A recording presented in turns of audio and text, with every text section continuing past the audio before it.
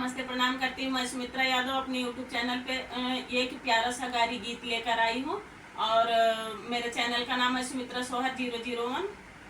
आप सभी दर्शकों का स्वागत वंदन करती हूँ। चला देखी आई चला देखी आई अयोध्या के राम मंदिर, चला देखी आई अयोध्या के राम मंदिर, चला देखी आई अयोध्या के राम मंदिर, चला देखी आई। दुल्हे अपने बहिनी के लेके गए उनका मंदिर घुमावई लागे। दीदी पूजा तू कैला, दीदी दर्शन तू कैला, दीदी के मनवान दर्शन में लागा न पूजा में लागा।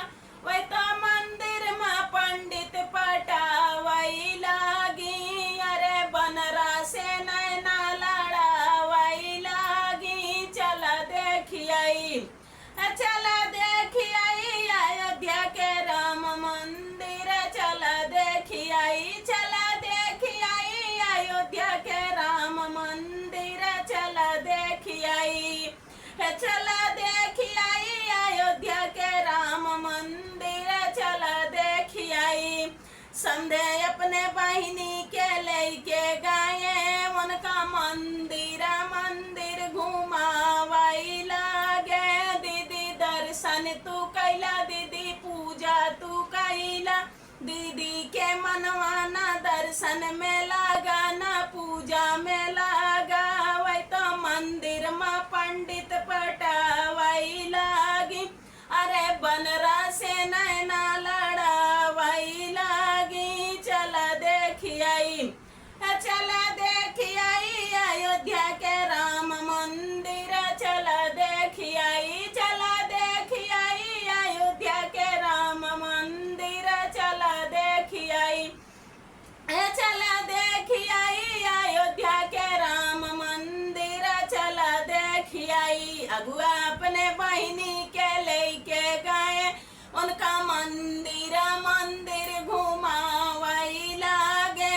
दीदी पूजा तू कैला, दीदी दर्शन तू कैला, दीदी के मनवाना पूजा में लागा न दर्शन में लागा।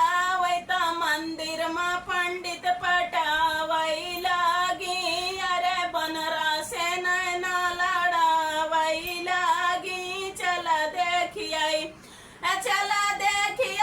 अयोध्या के राम मंदिर, चला देखी आई अयोध्या के राम मंदिर, चला देखी आई अयोध्या के राम मंदिर, चला देखी आई। तिलकारू कई बहन तिलकारू अपन बहिनी लेके गए उनका मंदिर घुमावई लागे। दीदी दर्शन तू कैला, दीदी पूजा तू कैला, दीदी के मनवाना दर्शन में लागा न पूजा में लागा।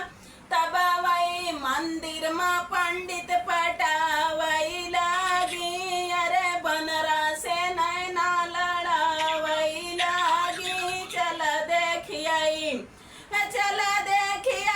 अयोध्या के राम मंदिर, चला देखी आई अयोध्या के राम मंदिर, चला देखी आई। कुलवरतियों ने अपन बहिनी लेके गए उनका मंदिर घुमावई लागे।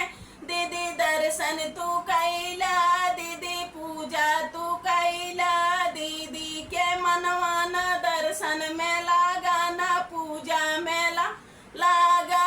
तब वही मंदिर में पंडित पटावई लागी, अरे बनरा से नैना लड़ावई लागी। चला देखी आई